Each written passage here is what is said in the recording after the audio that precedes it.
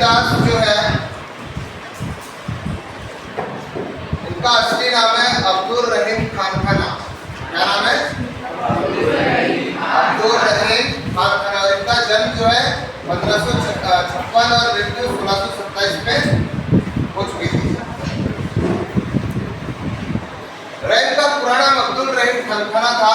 इनका जन्म 17 दिसंबर 1556 को लाहौर, तो वर्तमान में पाकिस्तान में हुआ। इनके पिता का नाम बैराम खान तथा माता का नाम सुल्ताना बेगम था, जो एक कवयित्री थी। उनके पिता बैराम खान मुगल बादशाह अकबर के संरक्षक थे, संरक्षक मतलब बॉडीगार्ड।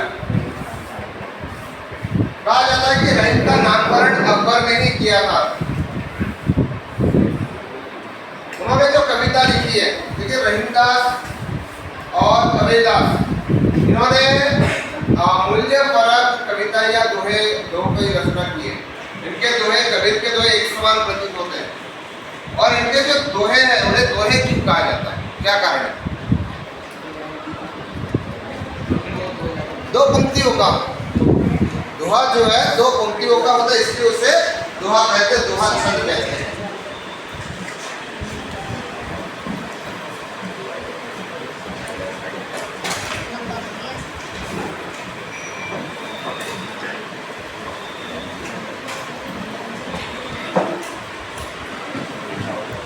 और रहीम की एक खासियत थी, उन्होंने अपने हर दोहे में अपना नाम उल्लेख किया है। जब भी आप रहीम के दोहे पढ़ोगे तो उसमें आपको दिखेगा कि हर दोहे में रहीम अपना नाम लेते हैं, रहीमन। देखो, तो पहला जो इनका दोहा है, रहीमन धागा। सारे दोहे जो है लिखे गए कितने साल पहले? करीबन 400 साल पहले, है ना। लेकिन आज भी इन दोहों की प्रासंगिकता मतलब आज के समय में वह चरितार्थ होती है, जो बातें उस समय बताई गई। हालांकि शायद उस समय वो बातें ना होती होगी, लेकिन आज समाज में जो अवस्था बनी हुई है, समाज में लोगों के मन में जो विचार है, वे आज वे दोहे सारे चरितार्थ होते हैं हम लोगों की सोच के अनुसार। देखो, रहीमन धागा प्रेम का मत तोड़ो चटकाए, टूटे से फिर ना मिले, मिले गांठ पड़ जाए। यहाँ पर उन्होंने हमारे रिश्तों के बारे में कहा है। पहले रिश्ते मजबूत थे, ठीक है। अगर जब रहीमदास जी थे या फिर आज से 100 साल पहले की बात करो, 100 नहीं 20 साल पहले की बात कर लोगे, तो रिश्तों में उतनी मजबूती थी। तो रहीमदास जी कहते हैं कि रहीमन धागा प्रेम का मत तोड़ो चटका। कि ये जो हमारे रिश्ते हैं, ये किसके समान है? धागे के समान।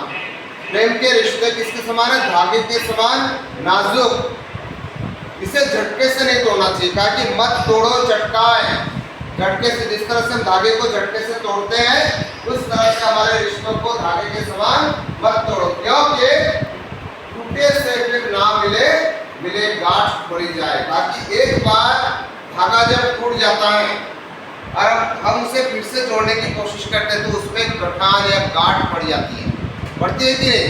धागा पहले समान, उसमें समतलता नहीं रहती है, उसमें गांठ पड़ जाती है। उसी की तरह हमारे रिश्ते भी। अगर रिश्ते बिना सोचे समझे जल्दबाजी में धागे के समान तोड़ दोगे, तो क्या होगा? फिर से जुड़ेगा नहीं। और उसे फिर से जोड़ने की कोशिश करोगे तो एक खटास, एक अविश्वास, एक नफरत, इसकी गांठ पड़ जाएगी। आपके रिश्ते पहले के समान नहीं बनेंगे, वह प्रेम भावना आपके रिश्तों में नहीं रहेगी। वर्तमान समय में देखो, अदालतों में तलाक के केसेस सबसे ज्यादा पेंडिंग है। क्या कारण है? पहले भी होते थे लेकिन इतने नहीं। आज ऐसा क्या हो गया अचानक से हमारे समाज में, या वर्तमान समय में कौन सी मानसिकता बनी है कि अचानक से अब इतने सारे केसेस? इतना अविश्वास क्यों? प्रेम अगर है तो इतना नफरत की भावना क्यों कि आप सीधा रिश्ते तोड़ने की बात करते हैं? ठीक है। तो कहा कि ये सारी चीजें हमारी सोच के अगर जैसे जैसे पीढ़ियां आगे बढ़ रही है, ये प्रेम या फिर क्या कहेंगे उससे, जो पेशेंस है लोगों में, वह कमी हो रही है। पेशेंस की कमी के कारण ही ये सारी चीजें हैं। रिश्तों में प्रेम सबसे बड़ी चीज होती है। प्रेम के कारण ही रिश्ते मजबूत बनते हैं। और वही रिश्तों में अगर प्रेम की जगह नफरत ले लेता है, विश्वास की जगह अविश्वास ले लेता है, ठीक है, शंका ले लेती है, तब जाकर के रिश्ते हमारे टूट जाते हैं। तो हम कहते हैं कि रिश्ते बड़े नाजुक होते हैं, धागे के समान। जिस तरह से धागे तोड़ने पर उसमें गांठ पड़ जाती है, वैसे हमारे रिश्तों में जो है एक अविश्वास रूपी, नफरत रूपी गांठ पड़ जाती है। इसलिए रिश्ते झटके से नहीं तोड़ना चाहिए, मतलब कभी भी रिश्तों को सहज कर रखने की कोशिश करनी चाहिए। रहीमन धागा प्रेम का मत तोड़ो चटकाए, टूटे से फिर ना मिले, मिले गांठ पड़ी जाए। दूसरा दुआ देखेंगे हम लोग। रहीमन निज मन की बिथा, बिथा मतलब व्यथा, पीड़ा, दुख, दर्द, मन ही राखो गोय, छिपा कर रखो मन। रहीमन निज मन की बिथा, मन ही राखो गोय, सुनी अठिले लोग सब बाटी ना लेने को। काय के रहीमदास कहते हैं कि हमें हमारे मन की जो व्यथा है, जो पीड़ा है, जो तकलीफ है, इसे सहन करने की क्षमता हम में होनी चाहिए। ठीक है, हमें किसी और पर निर्भर रहने की आवश्यकता नहीं पड़नी चाहिए। रहीमन निज मन की बिथा, मन ही राखो गोए। पहले के समान लोग थे शुरुआत में, जो एक दूसरे के दुख दर्द को बांटते थे। कहते हैं कि दुख बांटने से कम होता है और सुख बांटने से बढ़ता है, लेकिन समय परिवर्तनशील है। अब दुख बांटने से बढ़ जाता है। ठीक है, मान लो एग्जाम्पल देते हैं, दो बच्चे हैं कक्षा में, पड़ोसी है, खास बात ये है, और दोनों बच्चे एक ही क्लास में पढ़ते हैं और एक ने अच्छे 90 के ऊपर परसेंट लिया और दूसरा फेल हो गया। अब वो 90 प्लस जिसने लिया है, उसके पेरेंट्स, उसके माता पिता, वो बेचारा जो फेल हो गया, असफल हो गया, उसे बार बार उसकी कमियों को याद दिलाएंगे। पढ़ा होता तो पास हो गया, दिन भर मोबाइल लेकर बैठे रहते हैं, रात भर टिकट की आवाज़ आती रहती तेरे कमरे से। इस तरह से उसका ऑलरेडी वो दुखी है क्योंकि फेल हो गया। उसके दुख कम करने की बजाय उसको सांत्वना देने की जगह कि तो अब कुछ नहीं होता, उससे मेहनत कर, है ना, उससे मेहनत करके पढ़ाई कर, हो जाए, सफल हो जाएगा। इसके बजाय क्या करते हैं हम लोग, आज के समय में की बात कर रहा हूँ, हम लोग उसकी पीड़ा, उसके घाव को बार बार भरा कर देते हैं, है ना। ये होता है, ये आज के समय में ये परिप्रेक्ष्य है, ये प्रासंगिक है दुख कि आज के समय लोग दुखों को देखकर आपका दुख बांटने वाला कोई नहीं रहेगा, बल्कि उसे पूरे कर और हरा करने वाले लोग बहुत सारे मिल जाएंगे। इसलिए कभी रहीम कहते हैं अपने दुखों का सामना करने की हिम्मत आपके खुद में होनी चाहिए। किसी के सामने आपका दुख बांटने की आवश्यकता ही ना पड़े। कितने भी मुश्किलें आए, उसका सामना स्वयं करो। ठीक है, क्योंकि सुनी इतने लोग सब बाटी ना ले कोई, ताकि सब आपके दुखों को देखकर, उसके बारे में जानकर, उसे सुनकर मजाक उड़ाएंगे आपका। पिछले मतलब मजाक उड़ाना, आपके दुखों को मजाक बनाना। कोई बांटने वाला बाटी ना ले कोई भी आपके दुखों को बांटने वाला नहीं है। इसलिए कहा है कि हमें अपने दुखों का, अपनी परेशानियों का, अपनी पीड़ा का सामना स्वयं करना चाहिए। किसी के सामने हमें उसे बांटने की या फिर उससे निजात पाने का उपाय सोचने की जरूरत नहीं पड़नी चाहिए। ठीक है, क्लियर हुआ ये दुआ? नहीं समझ में आ रहा है तो फिर से पूछें। ठीक है, तीसरा दोहा है, यही है ना तीसरा, एक साधे सब सदे, सब साधे सब जाए, रहीमन मुनि सिंची को फूले फले आ गए। आप पर बिल्कुल चरितार्थ है, विद्यार्थियों पर खासकर। देखो हम लोग क्या करते हैं, 12th के बाद अपना एक रास्ता चुनते हैं कि मुझे कोई सीए बनना चाहता है, कोई एमबीए करना चाहता है, कोई डॉक्टर बनना चाहता है, कोई इंजीनियर बनना चाहता है, कोई आईएएस आईपीएस बनना चाहता है। उसी हिसाब से हम अपना रास्ता चयन करते हैं, है ना, मंजिल को देखकर कि मुझे यहाँ तक पहुँचना है। और कुछ बच्चे ऐसे होते हैं 12th के बाद सोचता है कि जो कंफ्यूज होते हैं, है ना, जो अपने मंजिल को निश्चित नहीं कर पाते, वे क्या सोचते हैं, पहले मैं सीए कर लूँगा, सीए में चले जाते 2 साल बिताते हैं, सीए मुझसे होने वाला नहीं है, वापस आते हैं इंजीनियरिंग की। इस तरह से उनके कई साल जो है बर्बाद होते हैं। मैं कई ऐसे बच्चों को जानता हूँ जो इस तरह से उन्होंने साइंस लिया फिर कॉमर्स लिया, कई बच्चे ऐसे जानता हूँ। उसका कारण ये है कि उनकी मन की दुविधा, अपने ऊपर विश्वास न होना, एक रास्ते पर न चलना, अपने उद्देश्यों को निश्चित न करना, यही कारण है कि वे बार बार जो अपने मंजिल को बदलते रहते हैं। इसी के अनुसार उनके रास्ते भी बदल जाते हैं। तो रहीम कहते हैं एक साधे सब सदे। अगर तुम एक ही मंजिल, एक ही प्रभु को की भक्ति करोगे, यहाँ पर मैं दोनों चीजें बता रहा हूँ। यहाँ पर जो उन्होंने सीख देने की कोशिश क्या की है कि अगर आप एक ही भगवान की भक्ति करोगे तो आपको 10 मंदिर अलग अलग जगह पर जाने की आवश्यकता नहीं पड़ेगी। सभी जो आपकी इच्छाएं हैं, सभी जो आपकी इच्छा है वो एक ही जगह प्राप्त हो जाएगी। वैसे ही अगर आप अपनी एक ही मंजिल को तय करके उसके लिए मेहनत करो, ठीक है, उसके लिए कड़ी मेहनत करो, तो आपको मंजिल तक पहुंचने से कोई नहीं रोक सकता। उन्होंने उदाहरण किसका दिया है यह बात समझाने के लिए। तो रहीम के दोहे में एक खास बात देखा है, एक स्टेटमेंट होता है, एक कथन है, हर दोहे में एक स्टेटमेंट है और उसको जस्टिफाई करने वाला एक एग्जाम्पल है ना। उन्होंने क्या कहा है कि हमें एक ही भगवान की भक्ति करनी चाहिए ताकि हमें अलग अलग जगह जाने की, ताकि हमारी सारी सिद्धियां जो है, इच्छाएं जो है, मनोकामनाएं जो है पूरी हो जाएगी। उसे साबित करने के लिए उन्होंने क्या किया है, पेड़ का उदाहरण दिया है। रहीमन मूली सिंची वो फूले फले अघाय। हमें अगर किसी पेड़ पौधे से फूल छाव व इसकी अपेक्षा हम करते हैं तो हम कहाँ पानी डालते हैं? पेड़ पे डालते हैं पक्का, जड़ों पे। रहीमन मूल ही सिंची को, मूल मतलब जड़। अगर हमें किसी पेड़ पौधे से छाया, फल या फूल की अपेक्षा होती तो हम क्या करते हैं? पत्तों में या डालियों में पानी नहीं डालते, हम कहाँ डालते? जड़ में। जड़ ही उसका मूल है। तो जैसे पेड़ों की जड़ में पानी डाला जाता है, वैसे ही आपको एक ही उद्देश्य को निश्चित करके आगे बढ़ना चाहिए ताकि आपकी सारी चीजें जो है प्राप्त हो जाए।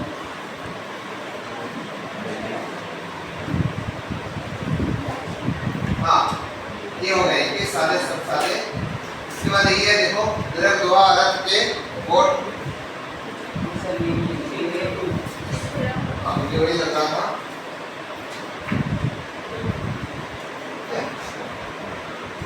चौथा दुआ जो है, चित्रकूट में रमी रहे रहीमन अवध नरेश, जा पर विपदा पड़त है सो आवत यह देश। यहाँ पर चित्रकूट, राम जी जब 14 वर्ष के वनवास के लिए अपने पिता के वचनों को निभाने के लिए जंगल में चले गए थे, अपनी पत्नी सीता और अपने भाई लक्ष्मण के साथ, तो कहाँ जाकर रुके थे? चित्रकूट जंगल में, है ना, जहाँ पर उन्होंने अपना अधिकांश समय जो है बिताया था। तो कहा कि इस दोहे में चित्रकूट जगह के बारे में बताया कि उस जगह की क्या महिमा है, क्या खासियत है। चित्रकूट में रमी रहे रहीमन अवध नरेश। कहा कि जब 14 वर्ष के वनवास के लिए राम जी गए थे तो वे कहाँ रुके थे? चित्रकूट में। वहाँ पर उनके दुखों का हरण हुआ था, उनके दुख वहाँ पर दूर हुए थे, क्योंकि 14 साल का समय निकलना आसान काम नहीं है। तो चित्रकूट जैसे सुरम्य प्रदेश, बहुत सुंदर और प्रभावशाली जो है जगह पर जाकर उन्हें अपना दुख कम करने का मौका मिला था। चित्रकूट में रमी रहे रहीमन अवध नरेश, जा पर विपदा पड़त है सो आवत यह देश। मतलब जिस पर भी विपदाएं पड़ती है, मुश्किलें आती है। यहाँ पर राम जी का उदाहरण इसलिए दिया है कि जब राम जी पर मुसीबत आई तो वे कहाँ चले गए? चित्रकूट में। तो आम इंसान की तो क्या विशाल है ना, आम इंसान की तो दुख दूर होना ही होना है। उसके बाद वो चले गए थे, उसके पहले वह अपना अधिकांश, वो तो आखिर की बात है। हमें रामायण जब दिखाया जाता है तो साल दर साल नहीं दिखाया जाता है। हमें पता है कि राम जाते हैं चित्रकूट में, वहाँ पर कई सालों तक रहते हैं और उसके बाद सीता जी का हरण होता है, फिर वे चले जाते हैं कहाँ पर? किष्किंधा, है ना। किष्किंधा मतलब अपने बाली और सुग्रीव का जो राज्य, वहाँ पर जाकर बाली को मारते हैं और फिर सुग्रीव के साथ मिलकर के रावण पर हमला करते हैं। तो ये कहानी हम बहुत जल्दी दिखा देते हैं। उसके पैरेलल और एक कहानी चलती रहती है। हनुमान जी जो है राम लक्ष्मण को बचाने जाते हैं, क्योंकि अहिरावण और महिरावण जो है ये जो है इन दोनों को उठाकर लेकर चले जाते हैं। अभी हॉटस्टार में चल रहा है कौन सा? द लेजेंड ऑफ हनुमान, देखते हो? उसमें जो है डिटेलिंग किया गया है, इसका पूरा विस्तार से दिखाया गया है। तो हमें जो बताते हैं वो बहुत संक्षिप्त में बताया जाता है। तो कहा कि जब रावण जैसे अवध के नरेश को भी चित्रकूट का सहारा लेना पड़ा था, तो हर इंसान का दुख जो है चित्रकूट जो है दूर कर सकता है, चित्रकूट जो जगह है उसे दुख से निजात पा सकता है। जहाँ पर विपदा पड़त है सो आवते है देश, मतलब जिस पर भी मुसीबत पड़ती है वह इस देश में आ जाते हैं। ये अभी इसमें नहीं है, ये देखो इस दोहे में दोहे का महत्व बताया। दोहा मतलब जो हम दो पंक्तियों का पढ़ रहे हैं उसके बारे में बताया। दीर्घ दोहा अर्थ के आखिर थोड़े आई, थोड़े मतलब कम, ठीक है। दीर्घ दोहा अर्थ के आखिर थोड़े आई, ज्यो रही नट कुंडली सिमटी कुदी चढ़ी जाए। यहाँ पर कहा है कि दोहे का इतना महत्व है, इसमें अक्षर तो बहुत कम होते हैं, दोहे में अक्षर जो है शब्द जो है बहुत कम होते हैं, परंतु अर्थ की विशालता होती है, मतलब उसमें अर्थ बहुत ज्यादा होता है, बड़ा होता है। कबीरदास जी हमेशा दोहे को गागर में सागर कहते हैं। क्या कहते हैं? कबीरदास जी के दोहे के बारे में भी यही कहा जाता है, गागर में सागर। गागर मतलब मटका, मिट्टी के जो मटके बनते हैं उसे गागर कहते हैं, गगरी। कहा कि दोहा इस तरह है कि एक गागर में पूरे सागर का पानी भरने जैसा। दोहे में उसी तरह से है, छोटा सा दिखने में कौन दोहा, परंतु उसमें सागर के समान अर्थ की विशालता होती है। इसलिए दोहों को दोहे के लिए जो है गागर में सागर कहावत बोला जाता है। तो कहा कि यह दोहा दिखने में तो बड़े छोटे होते हैं, अक्षर कम होते हैं, दीर्घ, परंतु अर्थ की दृष्टि से बहुत विशाल। दीर्घ दोहा अर्थ के, मतलब दोहा जो अर्थ की दृष्टि से बड़ा होता है परंतु अक्षर बहुत छोटे होते हैं। उन्होंने एक उदाहरण दिया कैसे, जो रही नट कुंडली सिमटी कुदी चढ़ी जाई। कहा कि एक नट मतलब एक कलाकार, एक आर्टिस्ट। हम उदाहरण के लिए सर्कस के जो कलाकार रहते हैं उनका उदाहरण लेंगे। एक नट जो है दिखने में तो हालांकि छोटे होते हैं, परंतु उनके कर्तव्य जब देखते सर्कस में जब जाके देखते कि अपने आप को सिकुड़ कर उनसे छोटे से इसमें से निकाल रहे हैं, कोई यहाँ से कूद रहा है, कोई वहाँ चढ़ रहा है। जो रहे में नट कुंडली, कुंडली मतलब सिकोड़, अपने आप को कुंडली माना। सांप क्या करते हैं अपनी बॉडी को कुंडली मान लेता है ना, अपने बिल्कुल एक जगह सिमट लेता है। तो कहा कि नट भी वही करता है, अपने आकार को छोटा करके वे कहीं से निकल रहे, कहीं पर कूद रहे और ऐसे ऐसे कारनामे करते हैं जिससे हम अचंभित हो जाते हैं। जो रहे में नट कुंडली सिमटी कुदी चढ़ी जाए, अपने आप को सिमट कर कहीं कूद रहे हैं, कहीं से चढ़ रहे हैं और हमको अचंभित करने वाले कर्तव्य दिखा रहे हैं।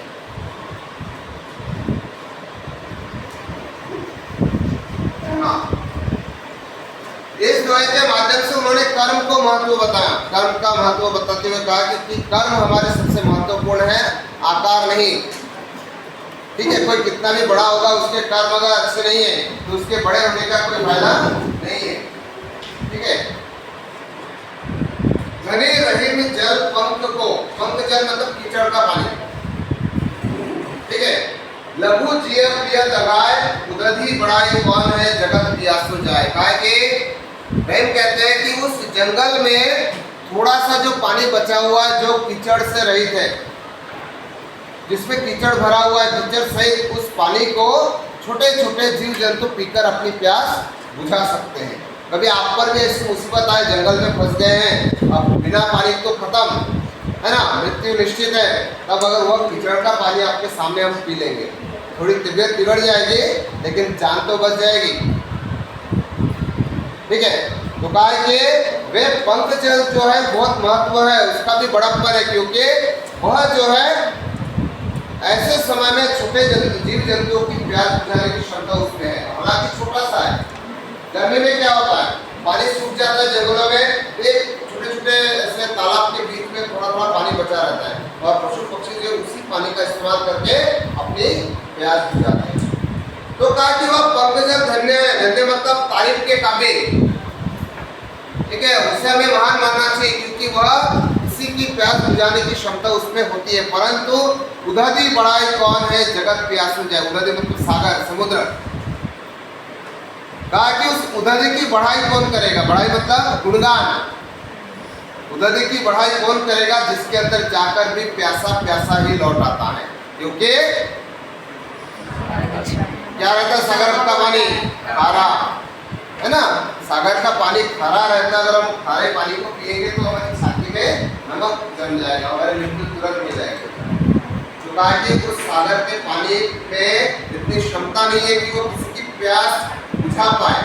हालांकि सागर तो होता विशाल है, परंतु प्यास बुझाने की क्षमता किसमें होती है? उस पंखे जल में, जिसे हम तुझ से समझते हैं कीचड़ के पानी में।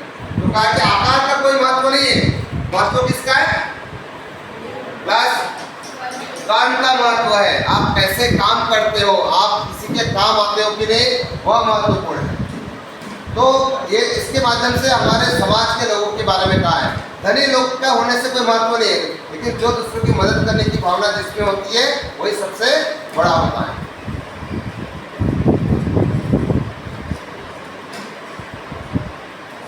यहाँ पर भी उसी बात को उन्होंने बताया है। नाद रिझी तन देत मृग, नाद रिझी तन देत मृग, नरधन हेत समेत। फिर क्या कहा है? तेरहीन पशु से अधिक रिझु कछु ना दे। पहले के समय में, मतलब प्राचीन काल में, जो शिकारी थे वे हिरण का शिकार करने के लिए एक विशेष संगीत की धुन बजाते थे।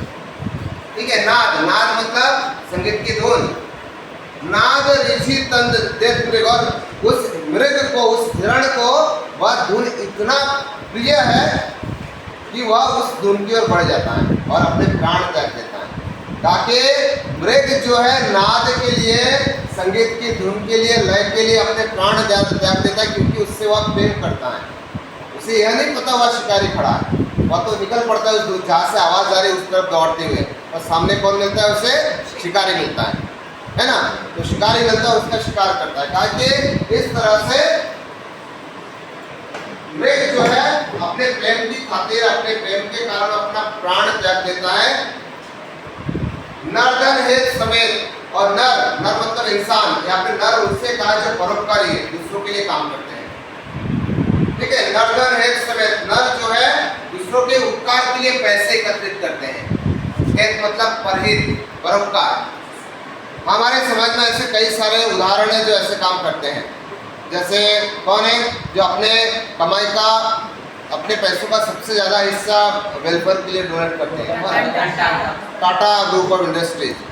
ठीक है, जो अपने कमाई का 67% ऑलमोस्ट वे जो है पब्लिक वेलफेयर के लिए यूज करते हैं। देश में जो है, जो गरीब है, जो नीडी है, उनके लिए इस्तेमाल करते हैं।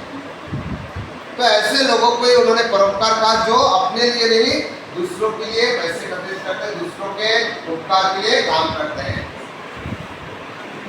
नाद रिझी तन देत मृग, नरधन हेत समेत, तेरहीन पशु से अधिक रिझु कछु ना देत। ताकि ऐसे लोग जो है पशु से भी तुच्छ हैं, पशु से भी छोटे हैं, जो दूसरों की कला, दूसरों के आर्ट देखकर दूसरों पर मोहित तो होते हैं, लेकिन उसके बदले में उसे कुछ भी नहीं, मतलब दूसरों से काम तो लेते हैं परंतु उसके काम के बदले उसे कुछ नहीं देते। तो ऐसे लोगों को रहीम ने क्या कहा है? पशु से भी छोटा कहा है, पशु से भी निम्न कहा है। पहला जो दोहा है ये वाला दोहा एक समान ही अर्थ प्रकट करते हैं। बिगड़ी बात बने नहीं, लाख करो किन कोय, रहीमन फाटे दूध से मथे ना माखन होए। हाँ, सात्विक में था। ठीक है, ताकि एक बार अगर बात बिगड़ जाती है तो वो बात आसानी से नहीं बनती। एक बार आपकी मित्रता टूट जाए तो वह दोबारा उस तरह से नहीं बनती। जैसे फटे हुए दूध से माखन नहीं निकाला जा सकता। जब दूध फट जाता है उससे पनीर तो बन सकता है, खवा तो बन सकता है, परंतु मक्खन नहीं बन सकता। मक्खन बनाने के लिए दूध में क्या चाहिए? चिकनाहट चाहिए, मलाई चाहिए, जो फटने के बाद समाप्त हो जाती है। वैसे ही आपकी दोस्ती निभाने के लिए एक मित्रता की भावना होनी चाहिए जो उस मलाई के समान है। आपकी मित्रता की भावना समाप्त हो गई तो वह फिर से वह बात आप दोबारा बढ़ नहीं सकते। पहले लोहे के समान अगर रिश्ते एक बार टूट जाए तो रिश्तों की जो मिठास है पहले के समान नहीं हो सकती। कितनी भी कोशिश कर लो, लाख करो किनको, लाख कोशिश कर लो उसे फिर से पहले के समान बनाने की, परंतु वो पहले के समान नहीं बनेगा। बिगड़ी बात बने नहीं, लाख करो किनको, रहीमन फाटे दूध से मथे ना माखन होए। बस मक्खन बनाने के लिए दूध को ऐसे मथना पड़ता है, उसमें से मलाई निकालनी पड़ती है और फिर जाकर क्या बनता है? मक्खन, जिस जिसे हम क्या कहते हैं, बटर, है ना।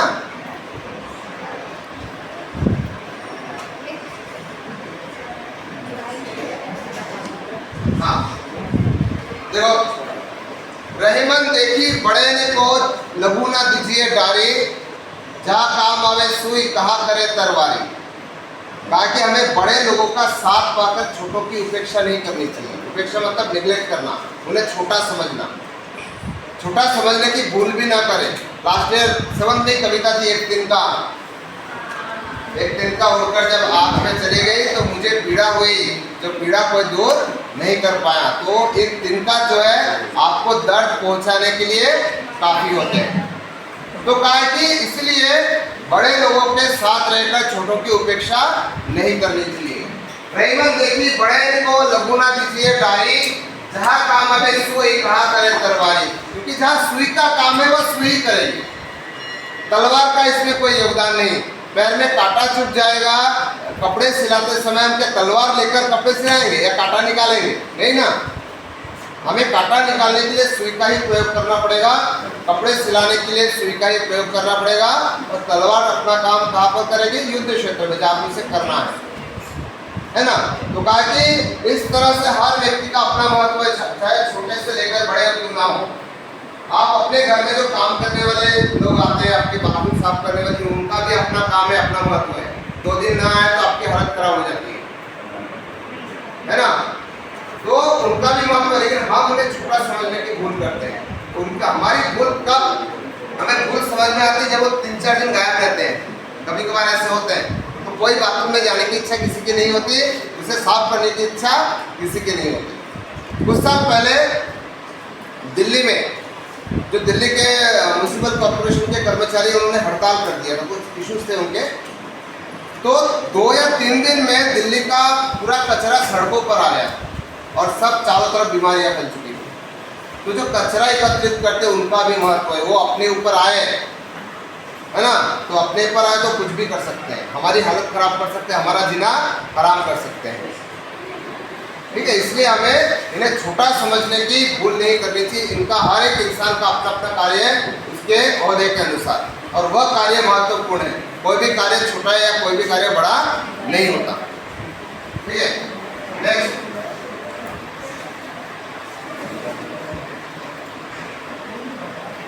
हाँ, रहीमन ने संपत्ति बिना को न विपत्ति सहाय, बिनु पानी जो जलज को नहीं रवि सके बचाए। कहा कि अपनी संपत्ति के बारे में कहा यहाँ पर, कि हमारे द्वारा संचित संपत्ति, हम जो पैसे एकत्रित करके रखते हैं अपनी मुसीबत में, उसके बारे में कहा कि हमारी मुसीबत में हमारे द्वारा संचित संपत्ति काम आती है। मुसीबत के समय से प्रयोग करके, जब आपके किसी को जब पैसों की जरूरत पड़े, मेडिकल इमरजेंसी आए, किसी को पैसे मांग कर देखो, सीधा हाथ ऊपर कर देंगे, मेरे पास तो कुछ भी नहीं है।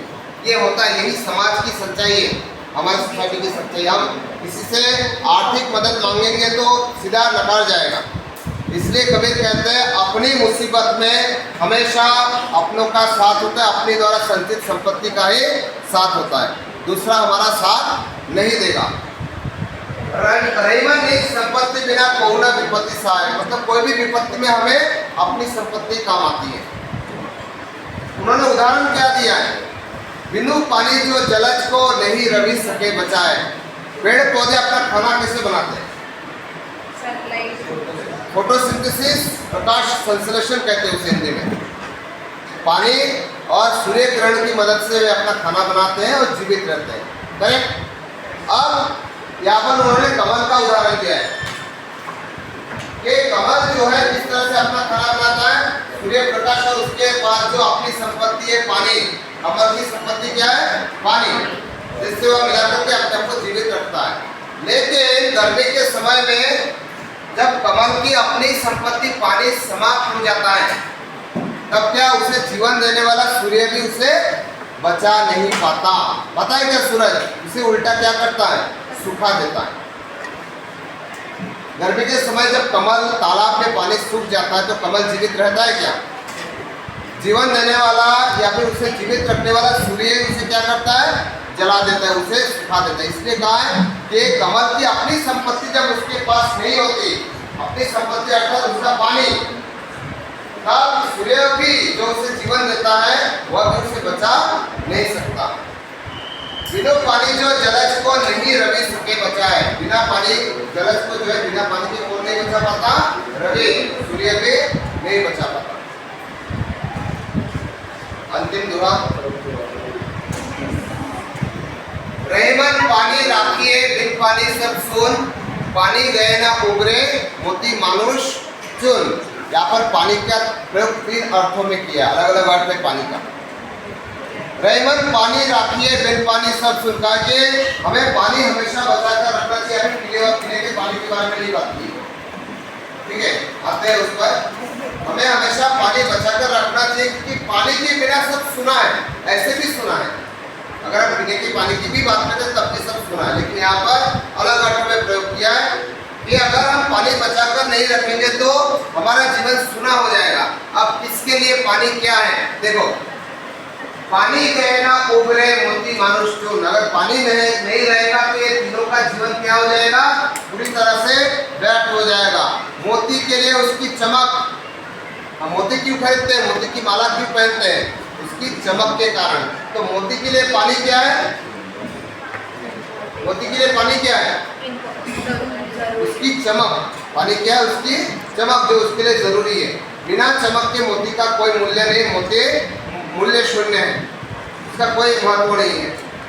दूसरा है मानुष, इंसान। इंसान के लिए पानी अर्थात उसका सम्मान, रिस्पेक्ट, सेल्फ रिस्पेक्ट। अगर इंसान के पास उसका सम्मान नहीं तो उसका जीना मरना व्यर्थ है। तो कहा कि इंसान के पास से उसका सम्मान चला गया तो उसका कोई महत्व, कोई इज्जत इस समाज में नहीं होगा। सम्मान कमाने के लिए सालों लग जाते हैं, लेकिन गंवाने के लिए एक क्षण। ठीक है, तो कहा कि इंसान को अपने सम्मान को हमेशा बचाकर रखना चाहिए। और तीसरा है चून। चून मतलब आटा, जिससे हम रोटी बनाकर खाते हैं ना। चून के लिए पानी, जल। अब यहाँ पर जल का अर्थ लिया है। अगर आटे में किसी के उदर भरण करने की क्षमता कब आती है? पेट भरने की क्षमता कब आती है?